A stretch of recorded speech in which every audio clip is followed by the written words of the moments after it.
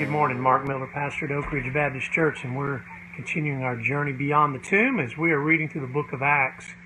And today I'm encouraging you to read in Acts chapter 1, verses 12 through 26. And I want you to think about something. I want you to think specifically about prayer. Now, maybe you've been doing a lot of praying. I hope so. We're right now in the middle of this shelter in place, a lot of social distancing, and so we find ourselves with maybe a little bit extra time on our hands. And I guess the way we spend that time might tell a whole lot about us, right? One of the things I hope that you found some time to do, or more time than normal, is to pray, right? To position yourself to receive what the Lord would have. And the reason I bring that up is because this is what the disciples are doing in this chapter, or in these particular verses of chapter 1. If you'll remember, they watched Jesus as he ascended to the right hand of the Father in heaven, and those angels looked at them and said, "Hey, why are you standing here? He's going to come back as he had told you that he would." And then the disciples did the right thing. They did what Jesus told them to do. They went and they waited in the city of Jerusalem. They stayed in the city, remember, until they've been clothed with power from on high. That's what Jesus told them to do. It's always good to do what Jesus tells us to do, you know.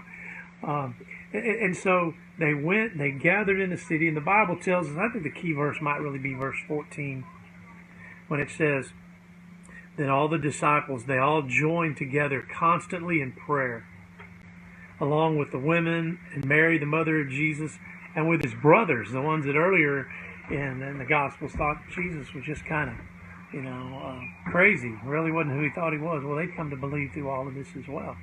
And so you have the disciples and some of the women and the brothers of Jesus, and you have a group that's gathered, and as they're waiting, they're praying. They are gathered together, joining constantly together in prayer. And as they're praying, they make some decisions, and soon following the time of prayer, you're going to see in the second chapter, the Father sends back the promised Holy Spirit.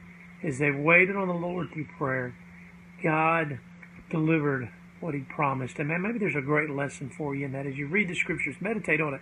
Let the Spirit of God speak to you. But you know what? Pray. And spend time with the Lord and pray and seek the Lord and see what God may not have to teach you, how you might grow in this time, and that waiting, you'd make the most of this time. And you would wait upon the Lord, and you would be constantly in prayer. We'll see you next time, and we'll look in Acts chapter 2.